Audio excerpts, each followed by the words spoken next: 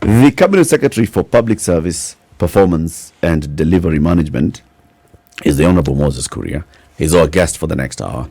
Waziri, good morning. Good morning, Eric. Happy New Year. We haven't seen you this year. Not just this year. I don't even think last year. Buana, even last year you were too busy for us. Mm-hmm. And yeah, I was last year during the campaigns, I remember. Buana. Mm-hmm. How are you? I'm well. Mm-hmm. I cannot complain much. Yeah? Yes. You're delivering. I am delivering and I'm making people to deliver.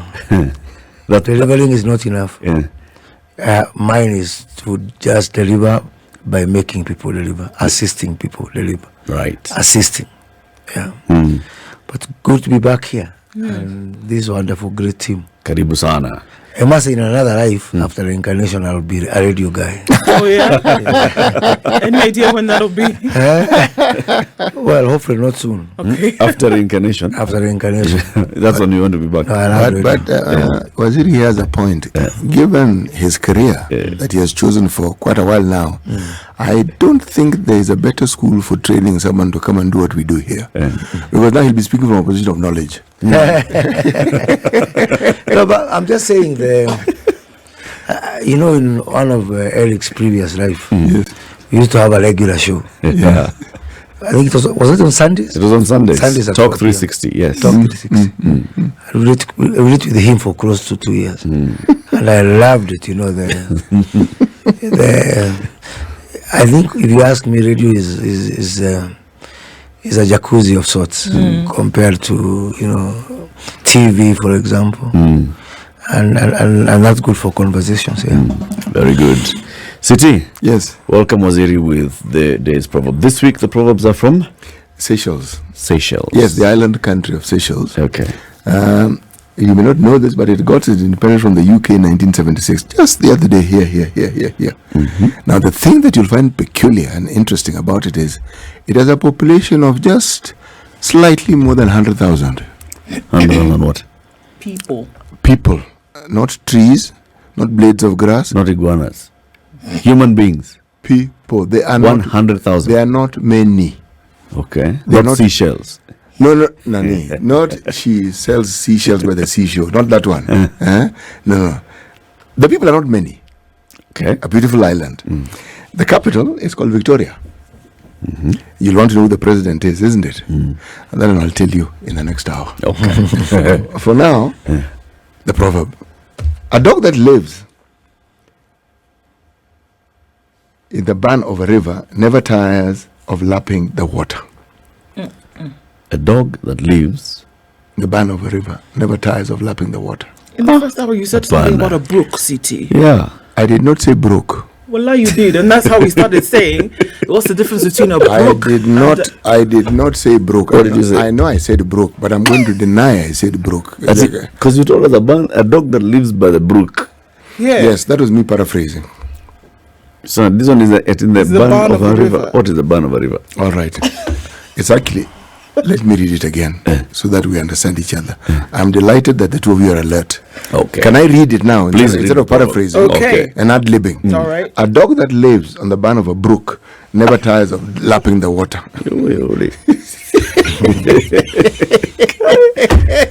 What? Let's just come to you. Yeah, because whether it's a band of a brook or a river. You know, you guys are kidogo elite. I'm a villager. So for me, he lost me because if I go and tell my villagers about that dog, then the next thing, umetuita mbwa sasa.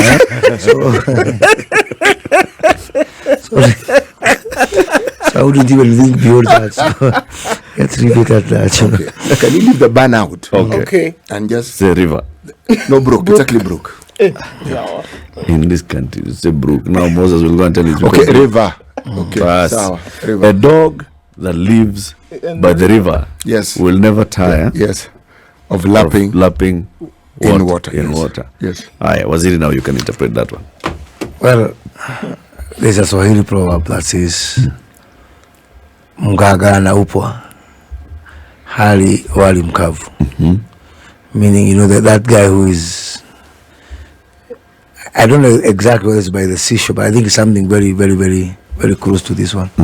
So I'm sure what Sitin is saying is something about We have many, by the way, even where I come from, there is some many form of saying that. But I think that's a story for another day. Okay. As long as you're there, you will. Yeah, something will come by. Something will Isn't it? come. Actually, this is the beauty of these interpretations. You can never imagine how someone is going to interpret a proverb. When they interpret it, you had never thought of it, but you say, but it makes perfect sense. Yeah. Absolutely. Yes. No, because you are not translating a proverb. Yes. You are translating grammar. Yes. That's a good one. Yeah. Mheshimiwa, we saw you over the weekend. You were in Meru, and there was the Moses Kuria, was it football tournament? Yeah, I've seen. And it's been there covered in the news. Prior to this, you had promoted it and said you're going to have leaders coming in. You're going to have the deputy president among those who attend. You're going to have many people coming to the ground. And then we saw many people came to the ground. Some did not come. How was it though? What was it all about? The tournament that I am coordinating or sponsoring within that region. We've had similar tournaments. We had one in Western Kenya. Cleophas Malala was doing something there. Before then, Kipchumba Murkomen was doing something for Rift Valley. And Elio Dowalo in Nyanza. So it's just a way of everyone giving back for their region. Even our guys to were doing cause. the Moran's Golden Cup in Kajiado. Absolutely. So that's the thing. But then for me, within the region that I chose where I come from, 11 counties from Nakuru all the way to Isiolo, 66 constituencies. So I thought of trying to tie up the football thing and now the problem that we are facing now on the fighting illicit brews and drug abuse within our youth. Some people had this approach of forceful approach and this kind of thing for those young people. And I was of different opinion. I said that you don't need to condemn them and you can actually mobilize them for positive change. In my tournament, before the weekend matches, you win points two ways. You win points by winning football, and every week you have to do a community service project. And you have as a team. And then you have to do some counseling, peer counseling of each other on these issues of drugs. And photos, we are sending some people to some adjudicators to go and verify that's happening. So that, it's not as a football thing, but trying to get these young people to take charge of their own lives and to be their brothers' keepers. And it's working great in terms of that. And of course, that messaging, which I think for me, I chose the soft messaging as opposed to the hard messaging. Does it mean that the hard messaging is bad? Not necessarily. But I just thought of introducing a new paradigm there, which people can compare. Why not take this idea of the soft messaging and the hard messaging, combine them so that it is rolled out as one by government? Because the government is going the hard way. Close bars tomorrow. Shut down those second generation liquor manufacturers tomorrow. Stop licensing people tomorrow. It's all gung-ho and go. Well, let's say, first of all, no one person can say I'm the one who is the owner of this fight, because it is a very serious fight. So I think there's a lot of work, but where are the workers? The Bible says. So I think we need all hands on deck, so nobody can say that you are duplicating what I'm doing, because this is a huge problem. I think it's going to be a synthesis, and it is only fair that everybody is given an opportunity to test your hard-nosed tactics, for others to test their soft approach. I'm really calling for a third one. There's an intellectual approach, which is really totally missing. Let me ask the question again, more directly. You took this to Meru County. Yes. This is the Meru region. The Greater Meru region is where the Cabinet Secretary for Interior comes from, right? He's spearheading the other approach. The Deputy President is from Mount Kenya region. He is also spearheading the other approach. Well, have you talked to them and told them, guys, how about we also go with this approach? No, we are talking. We keep talking. Last year, we had a conference of this issue in Chuka, which the deputy president chaired, and I did announce some proposals for legislation, which were able to be carried through the finance bill. And this year I'm doing the same, because I think that route of legislation is some intellectual approach, yeah. And I'm also doing this other one of the soft approach, and somebody else is doing the other one. I think there's going to be a meeting point at some point. Does it have to be at the beginning? No. But because nobody is really sure of, so let's call it also some work in progress or some experimentation. Who knows? Maybe the Buduki one will work. Who knows? Who knows? Maybe the soft one of counseling these young people will work. Who knows? Maybe, let me just give you an example. I believe that one of the biggest contributors to the illicit brews is our taxation structure. I believe that, for example, if you look at those spirits, because I sat with KRA people and we did the number crunching. And we established that the kind of spirits that are being sold in those villages, for 250 ml, the bottle, that is the most frequent, the popular, packaging, the cost is 250 shillings. So if you find someone who is selling that bottle for less than 250, certainly, one, he's not using the right ingredients. Two, meaning that it's outright poison. Or two, he's not paying taxes. Or three, it's both. So I keep saying, because I've challenged even these security guys, because this is KRA and we have done our maths. So I've challenged them and I've told them, perhaps even before you look at anything, let the police, and I said this last week in Embu, let the police go all over and look for anyone who is selling this bottle for less than 250 and invite them for a cup of tea at the police station so they can share their formula. Right. It's an open shut case. That's what I'm calling the kidogo, tukitumia akili kidogo. We'll find some solution. Number two, to make that spirit, you need ethanol. So ethanol comes. So what happens is that when ethanol comes in, the one who brings in the ethanol or who buys the ethanol, if you are a distiller, you have to pay excise duty on ethanol or the input. Then you go and convert that into alcohol, into spirit, and then you sell. And then the at the point of production, you've bought some stamps from KRA to pay excise duty on the final product. Then when you are slapped with the invoice for the excise duty for the final product, now you say, wait a minute, I had already paid input excise. Exactly, input excise. So deduct. Do you know what? The guy of the output does not ask. There's no system connecting the output tax from what they are claiming as the input. So most of the time, these guys have not paid the input tax, but they still get it as a deduction. So meaning it's KRA who is subsidizing illicit brews. I'm very clear on that. I'm going to put some legislation in this finance bill to stop the input tax, so that when you pay the output tax, there is nothing to claim back. So there's nothing to subsidize these illicit brews. And you know what? Having a tax which is not being claimed back, there is something called the ease of tax administration. Meaning the KRA's work is simplified. Because can you imagine all this calculation? It's so complicated. So I am calling for also that track, where we use our minds kidogo and ask ourselves, what is the root cause that has contributed to this, and how can I have long-lasting solution? You know what?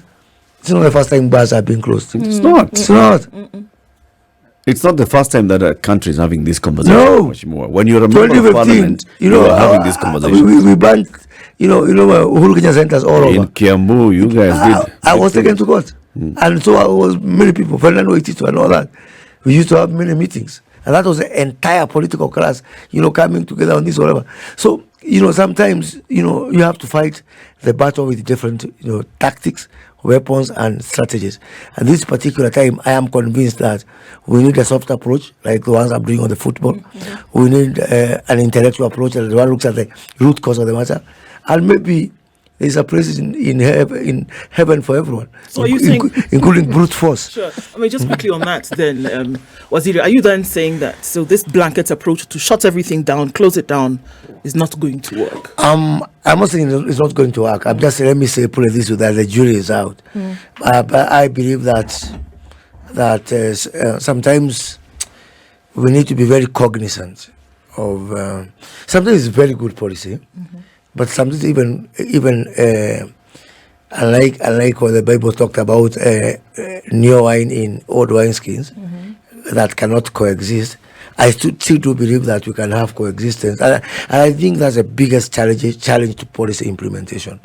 Do you shut off completely from old to new, and everything we're trying to do is right? I can tell you, I'm more than convinced from where I sit. But the implementation needs to be cognizant of the need to avoid disruptions. Because even wonderful things ought to be, calibrated in such a way whereby, there's not a one time you shut off the country to implement change. At Ukuta imeandikwa kwa notice board of the country, Kenya is closed for renovation. Because it can't happen. So since we have to coexist old and new, then I think that needs to have some tampering with some patience. Mheshimiwa, the efforts that are being made are clear, and as you say correctly, it's not the first time. 2015 was also not the first time. This issue has been there with us for the longest time. But the question that one keeps asking, because those who are young in 2015 are no longer young now. Those who are young in an earlier time have become older. What is it that is bringing this about? Is it that what is being consumed is addictive? Is it that many young people have a lot of time on their hands and they do not know what to do with it? Is it that they do not have jobs and these illicit brews are considered significantly cheaper? What is it that is making it? Because in the absence of the demand for this alcohol, the problem would not be there. So let me put it this way. First of all, we are the problem. I don't know from where we created this activist economy or activist country. Everybody is an activist. I'm saying this because I have to compare our country with other countries. Because I travel a lot. I have lived in countries. How come there is not this problem in other countries? How come it's only a Kenyan problem? It's because, first of all, other countries, there's nothing like absolute freedom, even for countries which are more democratic than ours. But now ours, everybody want to have rights of small pets, everybody want to have their own set of rights, so-called rights, So that to put law and order becomes extremely difficult because we over exaggerate this entitlement to rights, especially after the 2010 Constitution, which is a very progressive document. But everybody, because we came from an era of mistrust where nobody would trust another. Oh, disability, unajua tumefinywa in the past, so now we want our space. Oh, women, oh this, oh that. Let me tell you something.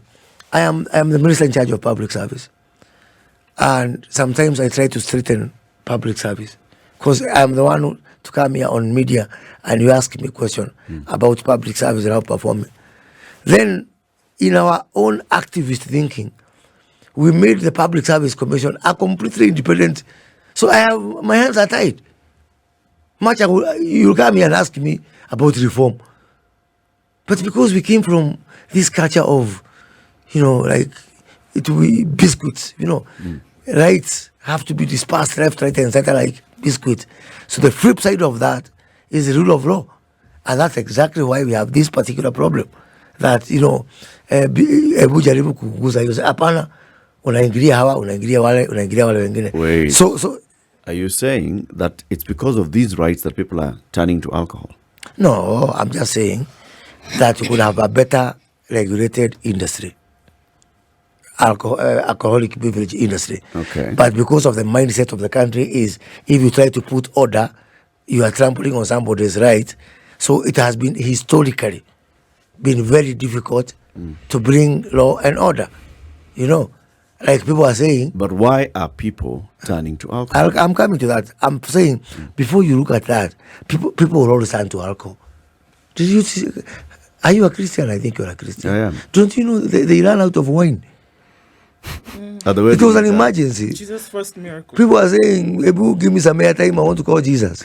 You know, it is it's the first miracle, you know. People will always turn to alcohol. Remember the story of Cain and Abel? Yeah? What did Cain do? Why was he cast? He looked at the nakedness of his father when his father was drunk. You know, that is as old as, you know, in the Genesis of the Bible. So, what I'm saying, Eric, you can look at it from the point of view of consumer and the point of view of the producer. So, why people take alcohol, that is a consumer issue. But more often than not, you'll find that what is likely to be under your control is the producer side, not the consumer side. That's why I'm talking about that legislation on removing the excise duty on ethanol. That's why I'm talking about that environment for clamping down, because you can only work on the producer side. The consumer side is so difficult to work on. Why? Because of human nature. Human nature, that's number one. Number two, let's look at our workforce structure. People who are above working age, do you know how old they are? How many they are? 19 million out of our 53 million. So let's track them, where they are. 1 million is like me, who are paid by Government. by you. Taxpayer. Hakuna government. You have to confuse State and public officers. You, taxpayer, pays me. Okay? So we are 1 million who are lucky enough to sit on your back. 18 million. Yeah? left. 18 million left. 2 million is like you, Public guys sector, who private sector. wear ties and have a pay slip, and you have got, you know, you can speak some fairly good English. You are only 2 million. 16 million left. 16 million left. 6 million, they have somewhere to wake up to. Kibanda, you know, a garage somewhere. You know, they have a fixed abode.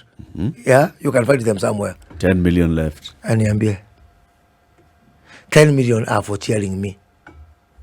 If I today I can go to some place in Laikipia called Wiomereria at 11 a.m. I'm not announced I'm going. I don't have even loudspeakers and all that. I just go and buy a banana in the market of Wiomereria market in Laikipia. Within 1 hour, I'll have a crowd that can be of a sizable political rally. So do you think it's because these people have left their farms to come and listen to you? They didn't have Oh, I anything am to very do handsome. anyway. Nothing. They didn't have anything to do. And that's the tragedy of our country. So that as much as we are talking about, this fighting and this policy and all that, let's not lose sight of those 10 people. Bas. The only thing that brings them somewhere to some convergence, do you know, they work for someone. They work for betting companies. Yeah, these 10 million people. All they do, the only activity that can engage their mind, ni kuwekelea. You know, that's the only thing they because they also bet on life. So They are good bettors. So what brings them to that rally is the hope that there could be something that we put No, in I'm just talking about the idleness. No, I understand. Yeah. So now what we're saying essentially is that we had a conversation in this room about this very thing, and we said, unfortunately, it would appear as though the root cause of the issue is not being dealt with, and it looks like a firecracker kind of approach, whereby we're not looking at those 10 million people who do not have a solid source of employment, who have gone through some kind of trauma at some point where they don't have anything to come in during the day, where they don't have a source of income. And so it's frustrating. And the very little thing that they'll get for some of the comments that we see here, 50 shillings, 20 shillings, can drink something that will either turn them blind or kill them before the day goes out. They're drinking this stuff every day. But there's a reason why they're drinking it. Absolutely. And that's why even I've been saying for some time, if you go to the US, there are those things where there cannot be a Republican or a Democrat. If you come to issues of security, issues of even basic freedoms. You know, there's some terrorism.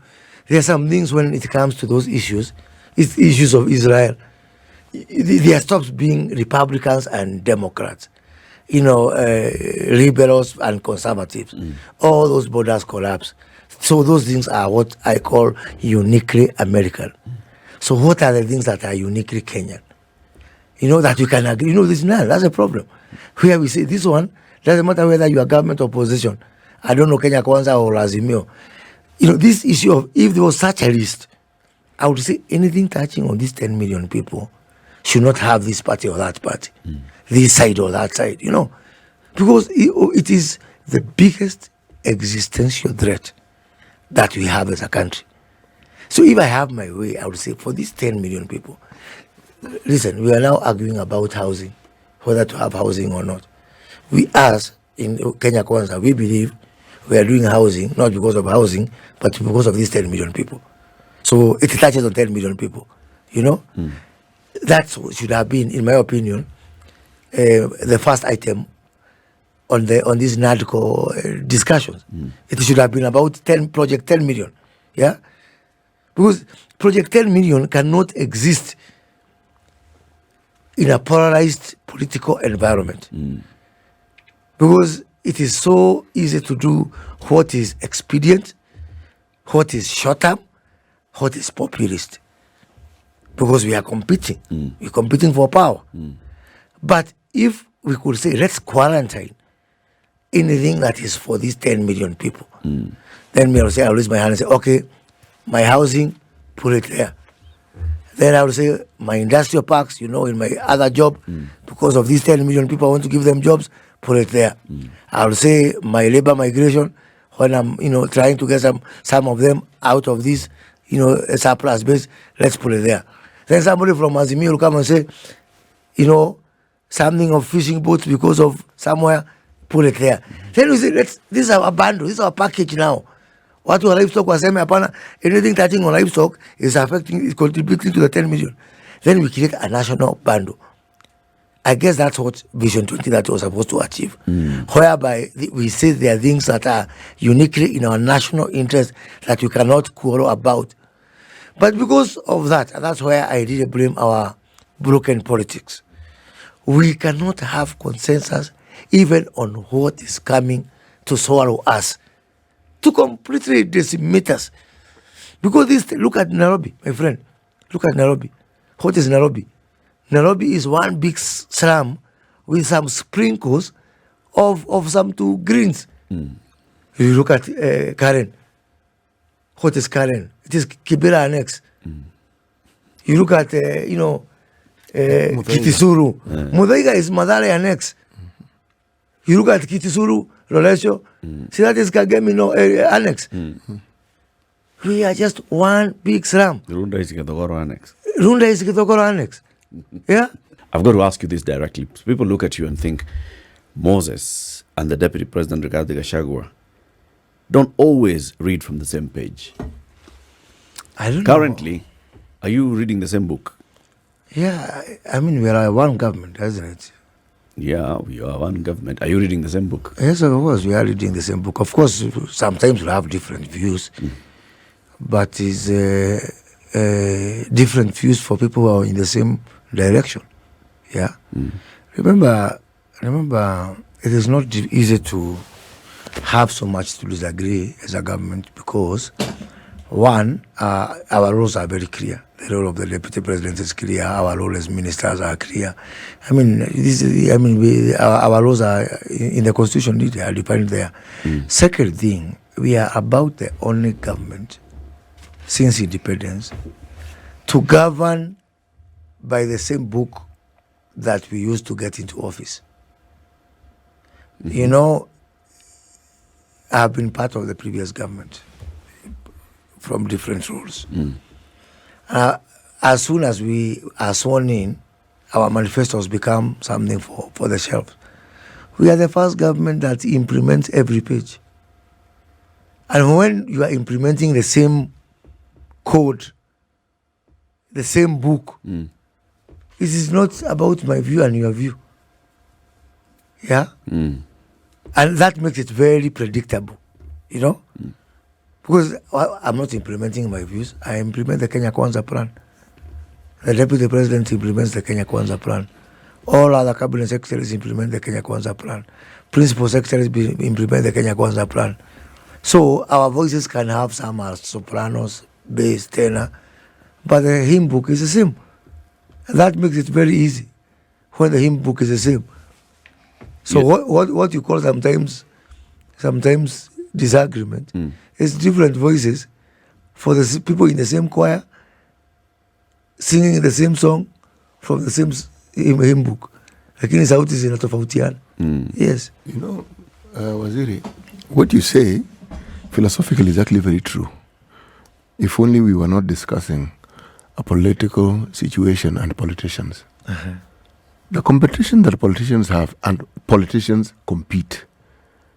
One argues that they compete for the soul or the vote of the people because that is the center of power. Others say it's personal differences. I don't see personal differences between you and the deputy president, but when it comes to political power, unless you're saying that you're completely divorced from that quest of political power. Well, you know, people come to government from different backgrounds. We have some people who came from private sector, others have served in government. Everybody has a past, and personally for myself, I remember my background. I'm from extremely private sector. Left the private sector to come to politics, even before government. And now I'm in that phase where I'm in government. So a private sector person who transited through politics, landed in government, you will find streaks of that in me. So you'll still find the private sector person. If you look at the kind of way I conduct my ministry, sometimes it is upsetting to other people. Because I'm not a typical government person.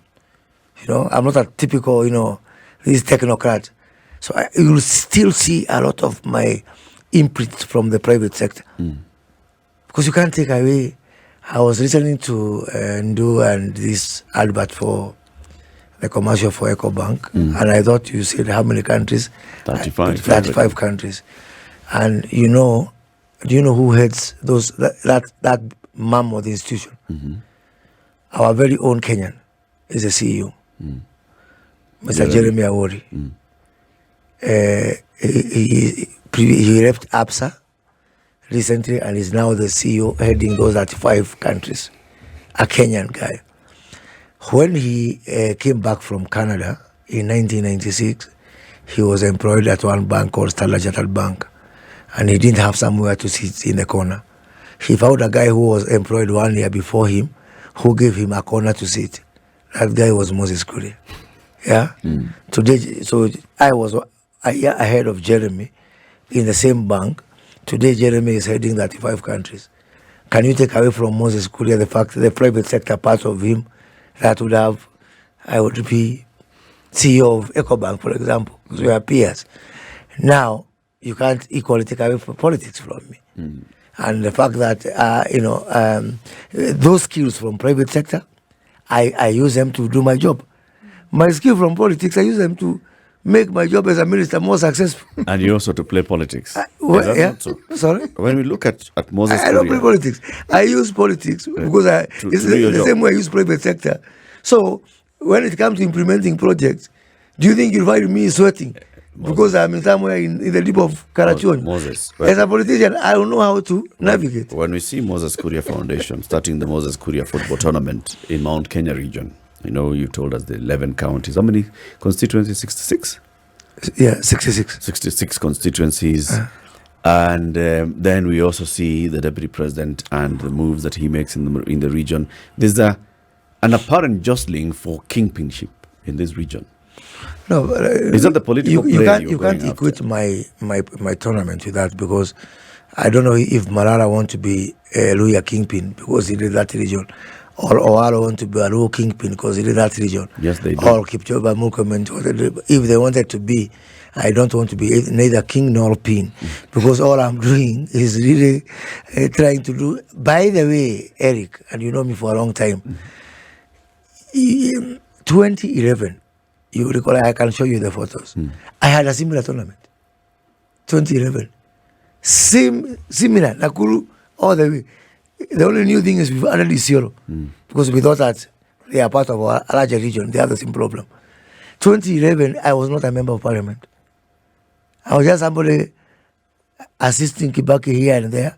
I did a tournament in the same region. The final was played in Thika Stadium between Imenti North, who are playing in the exhibition match on Saturday, and Nakuru East. And Nakuru East won 2-0. That was 2011. I was not, same course.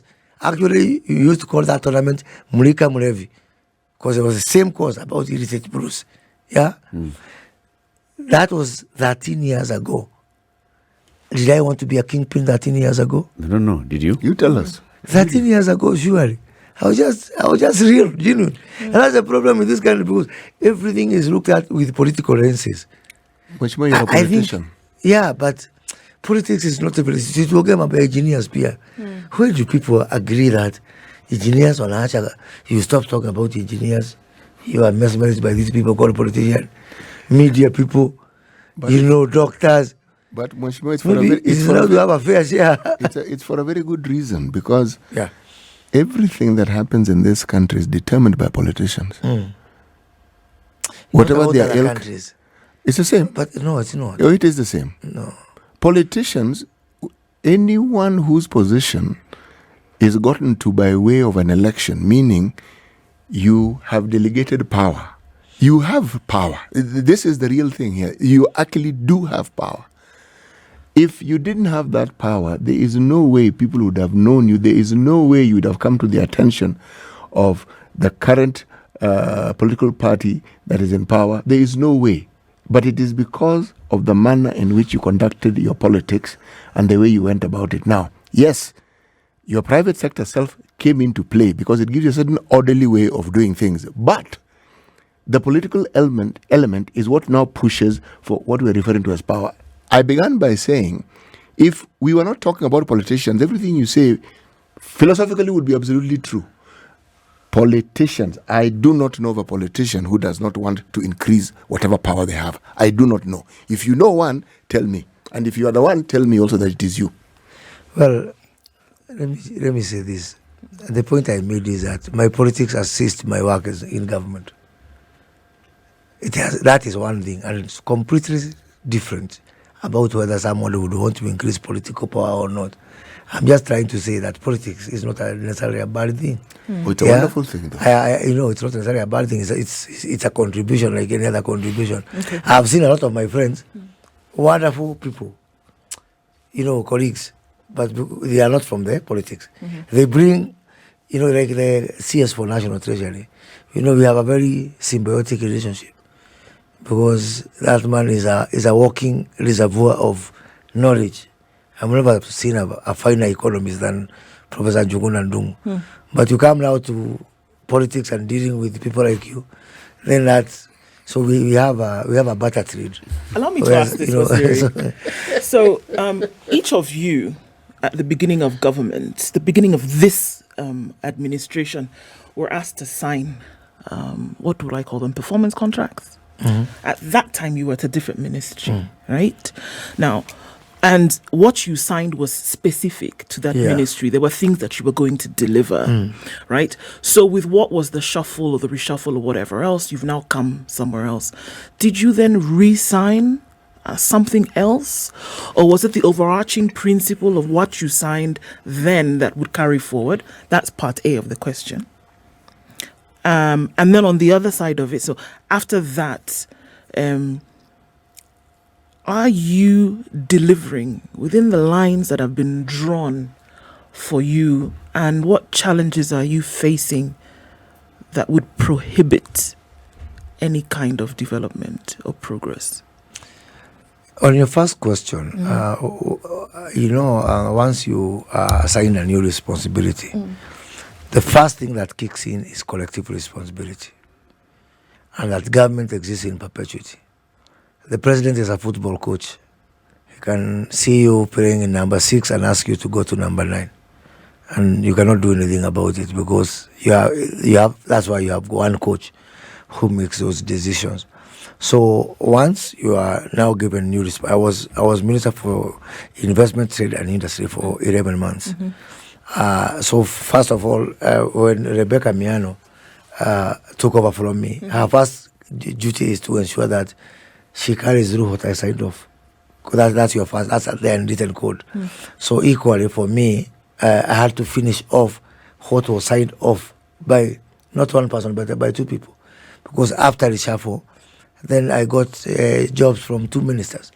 I got my public service job from Aisha Jumo, and I got the performance and delivery bit from Prime Cabinet Secretary Musalia Mudavadi. So I had now to ask Musalia, what did you sign, so that I help you until the end of the financial year, fiscal year in June. I am obligated to carry out what Musalia would have done for performance and delivery. And that is why you saw me, jumping all over, trying to coordinate delivery roadshows within ministries to ensure that now what I signed, I was responsible for performance contracting, which I am responsible for. I'm responsible for delivery of services or our promises rather to the citizens across government. That comes to the second bit. So this performance contracting is not really a ranking of the cabinet secretary per se. It is really a ranking of the ministry, because this ministry is more than cabinet secretary.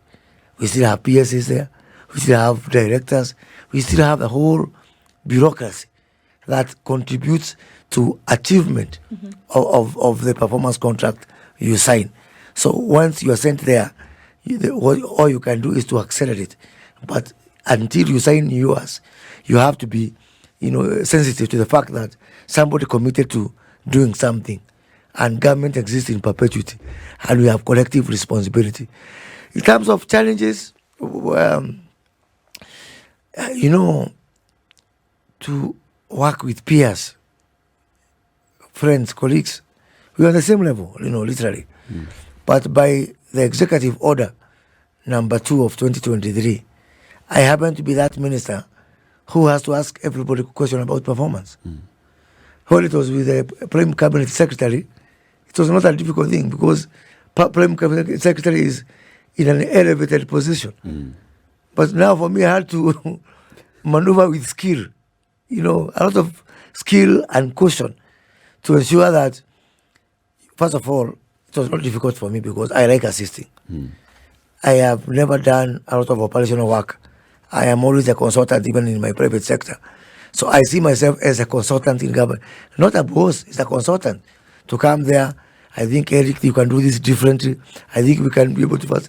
So that until now, I was able to now plug back to my consulting days and bring the same consulting approach to my work, which made it now easy for me to work with colleagues. Otherwise, a lot of naysayers will be there, a lot of stumbling blocks. Plus also, one of my other big challenges, I find it as a personal challenge, because in private sector, we work by what is right and wrong. But most of the time in government, it's about what is possible and not possible. Sometimes what is right is not possible. It is not. And that's a challenge. Some of the areas I'm very, very passionate about. For example, I do believe for us to, because of these 10 million people I told you, we need an extra dose of resources coming from outside the country, money we don't have. Not just money moving from my pocket to your pocket. We need money that we don't have. We need money that is abroad with other people there. The process of getting those people to come here and deploy their financial resources so that we can be able to give jobs to these 10 million. The mindset of us here, people, government, everybody, is as if those people need us more than we need them. Yet we need those people. So you find people stumbling blocks, people hiding behind procedure, behind bureaucracy. Yani, and you know, someone said, if you're in a hole, stop digging. Because already we are in this hole. We're in a financial hole. What are you doing to change that perception or that mindset in public service? It has to be just consistency, Eric. It has to be consistency. Consistent in what you do, being realistic, and being who we are. There's some things which I say, let me give you an example. We now have one huge project called digital transformation. The Ministry of Education is doing a lot to, lay fiber, 100,000 kilometers, create digital jobs, Wi-Fi, hotspots, a lot of fancy good things. But two things I'll tell you. One of my favorite, one of the departments that I look after that is so popular with Kenyans is Huduma centers, which are largely manual. So you think that people will jump in for your fancy digital. But you have to be uniquely Kenyan and who you are. People, that last year alone, 2023, we served 13 million people, individuals from our Huduma centers. So you might think that, now we are going digital. But still our people Want to go to a physical place? they still want to be assisted. And you have to carry them slowly, smoothly, and transition them to the other side. I am also in charge of some department known as the National Youth Service. And this was a complete shocker, Eric.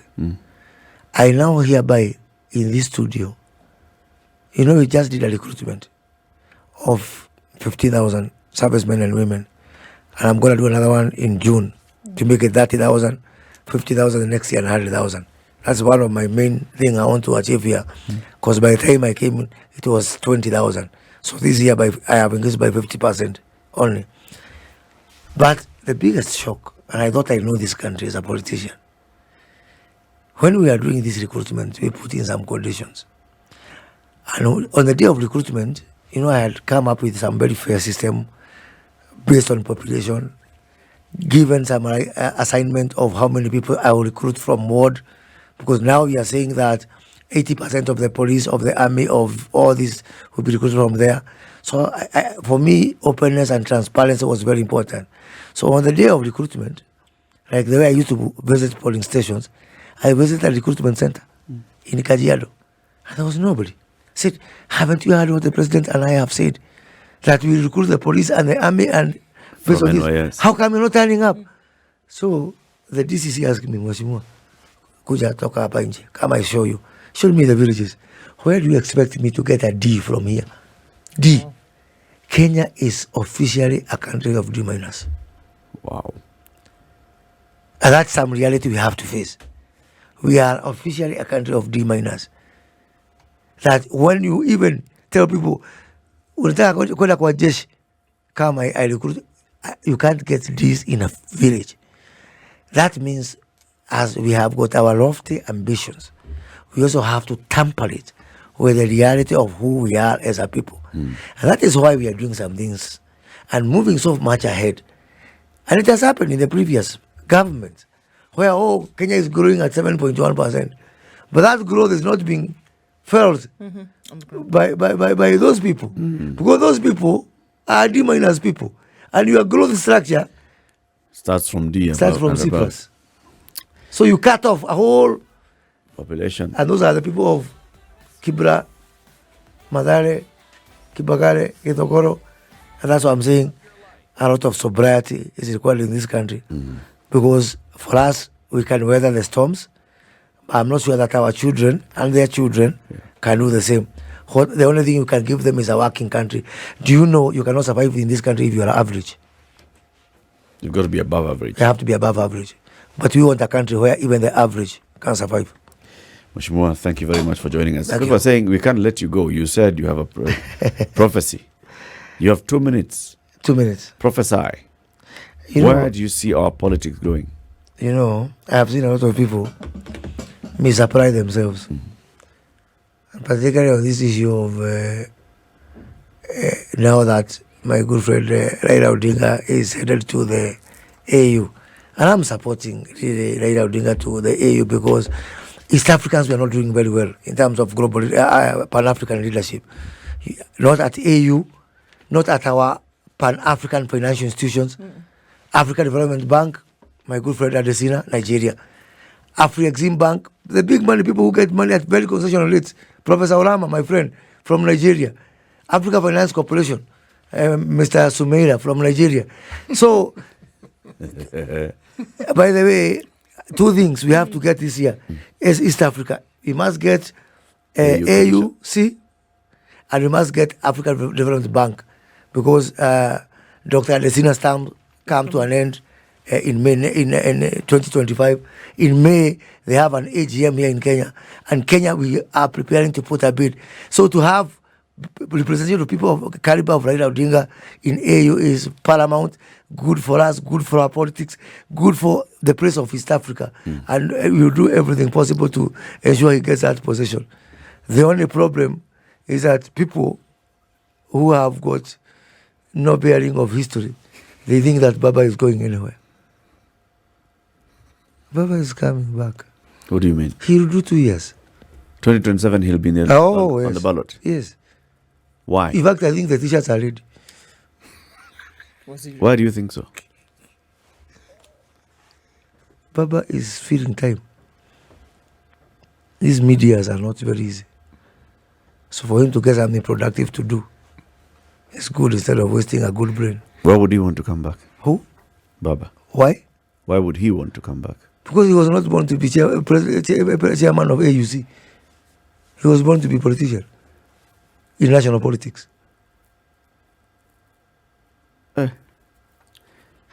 It's like you make me. It's like you make Do you me think now. Ruto is aware? Who? Ruto, the president.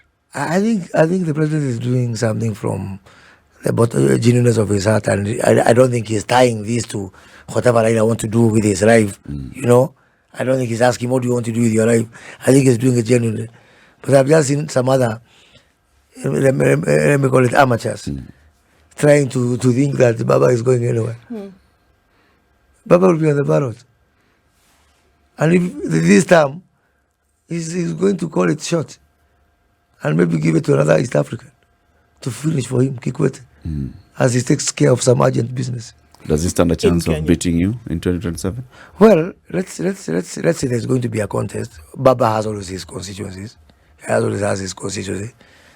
And it's not the first time he's having a rematch. He had a rematch with Uhuru Kenyatta. Let me just say that a contest with Baba is always a very interesting contest, and a contest you cannot write away and wish away. Indeed. Put it down somewhere.